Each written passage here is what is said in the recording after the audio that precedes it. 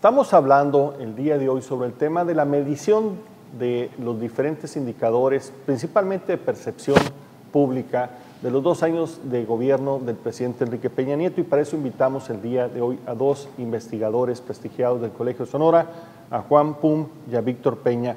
Víctor, por otro lado, los medios internacionales han sido, así como fueron muy generosos al calificar el liderazgo del presidente Peña Nieto con las reformas estructurales, han sido muy duros al calificar la coyuntura del tema de Guerrero, ¿no? Bueno, ahí, particularmente ahí habría que ver que cuando se calificaba muy bien al presidente Peña Nieto, también parte de las fuerzas, digamos, contrarias y que señalaban a la presidencia de la República, hablaban más de una especie de publireportajes internacionales, sí, ¿no? A pesar de que eran publicaciones de alto prestigio, pues también había la sospecha, también, ¿no? Había la sospecha y era parte de la argumentación. Y la otra es que tampoco es muy difícil tratar de defender lo indefendible, es decir, el conflicto de intereses particularmente que se devela a través de un trabajo periodístico, no se puede ignorar, desde la prensa internacional no se puede ignorar, y yo creo que es parte de este replanteamiento del que hablaba el doctor Pum, que me parece también pasa, y perdón, es que me quisiera dar un pasito para atrás, sí, replantearnos también uno de los grupos que se platicaban aquí, esta representación social, es decir, en los 80s, en los 90s, era a través o fue a través de las ONGs o de las OSCs, de esta sociedad civil organizada, pero que tenía un membrete, tenía una agenda clara, tenían personalidades, digamos, muy visibles que uno conocía por nombre y por apellido, y que esa era la forma en la cual se organizaba la comunidad para poder participar y pelear por los temas y tratar de imponer o no imponer, pero sí negociar al menos una agenda. Claro. Me parece que también algo que se ha visto con esta forma renovada de manifestación social es que esos canales de participación social también son parte de una reflexión de si se mantienen tal cual o si por otro lado ya no son funcionales. Antes, es decir, en este proceso, digamos, de la primera década de este siglo, un proceso que se dio a la tarea de la clase política, me parece, fue la integración de estas fuerzas sísmicas, ¿no? De estos liderazgos ya identificados y de estos logotipos ya reconocidos y respetados, y los fue haciendo parte del mismo trabajo, ¿no? Si hace 10 años las OSCs eran quienes luchaban por una agenda, hoy son los que se sientan a la mesa y les ayudan a hacer la tarea, ¿no? Si hace 10 años eran los que demandaban y señalaban, ahora son parte de los proyectos que se manejan con estos presupuestos. Y lo que tenemos en las calles, me parece, es precisamente todos los demás que no se articulan y que no se ven representados a través de estos canales ciudadanos de comunicación, y no tenemos, por ejemplo, liderazgos claros, no hay logotipos, quizás incluso es difícil encontrar nombres de organizaciones, pero lo que es muy claro es que sí hay una coordinación, hay una organización muy evidente crisis de la representación política o de la representación social. Yo así lo vería, es decir, como una crisis o al menos como un momento de detenernos y de reflexionar, en donde pareciera que el esquema de participación social de los 80s, sobre todo de los 90s, ya no es el que está sirviendo ahorita, ya ahorita es más, quizás, bueno, pues ese sería parte de la agenda de reflexión, es quizás ya una articulación en donde el ingrediente de las redes sociales es importante, en donde no hay un líder moral de una fuerza ciudadana, sino hay unas redes en donde es lo que habría que reflexionar, en donde todos opinan, en donde hay una red, en donde es muy interesante porque pareciera que son todos, pero al mismo tiempo hay un componente muy interesante de organización, es decir, las marchas que hay en el Distrito Federal están bien organizadas, están seccionadas, tienen sus horas, tienen sus agendas, tienen su distribución de tareas.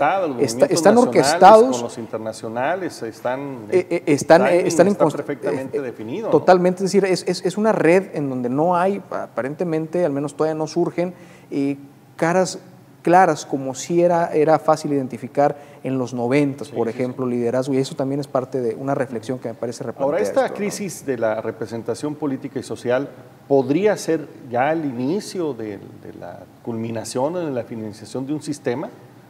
y el inicio de la reflexión de una nueva manera de abordar el futuro para México? Es uno de los puntos límites, lo que tenemos en México, ¿verdad? Es cierto, si lo comparamos con América Latina, existen problemas que alguien puede decir, por ejemplo, Colombia con la guerrilla, ¿no? O las dictaduras que se vivieron en el Cono Sur. Y México, uno de los indicadores que tenía que ver con la estabilidad del sistema político tenía que ver con que se organizaban elecciones y la transferencia del poder se hacía, entre comillas, de manera pacífica. Desde el 88 para acá las cosas empezaron a cambiar, ¿verdad? Exacto, estabilidad. Pero el tema aquí es, ¿quiénes son los jugadores de peso que realmente pueden hacer que se mueva este sistema que tenemos hacia uno nuevo? Realmente en teoría se puede pensar y hacer diseños, ¿no? Los centros de investigación, pues no, como el CIDE, claro, entonces tienen muy buenas propuestas, ¿no? Por ejemplo, Gabriel Negreto del CIDE tiene toda una propuesta de cómo debería de modificarse la Constitución hacia nuevas alternativas, a propósito de 2006 y a propósito de 2012, pero especialmente por las elecciones presidenciales de 2006. Entonces, ¿quiénes son esos jugadores de peso? Pues todo camino, en mi lectura, conduce al Poder Legislativo. Sí. Y en tanto, la forma de seleccionar candidatos, ¿no? Esto nos remite al sistema de partidos, que está en crisis.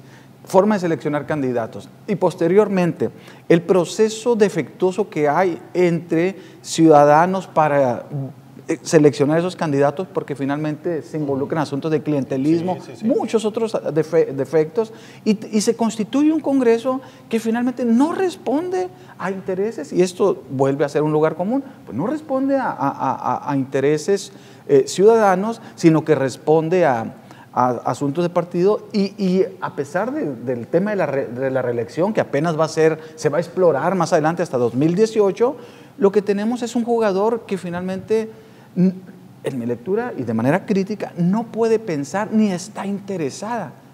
A veces me da esa impresión de que ni está interesada en mover las cosas. Pues, pareciera que hay como que tres crisis al mismo tiempo. La crisis de la representación política y social, la crisis de liderazgos con ideas y proyectos de cómo resolver, cómo incubar lo que viene y que mejoraría el pasado, y la crisis, digamos, también de los ciudadanos que no alcanzan a meterse en los temas públicos, se enganchan y se desenganchan, y son bastante dispersos, no se terminan por organizar, ¿no? Sí. Y además porque, esta parte de los ciudadanos que es la más alentadora, donde a veces como dice alguna literatura norteamericana, ¿no? La solución ciudadana, ¿no? Y se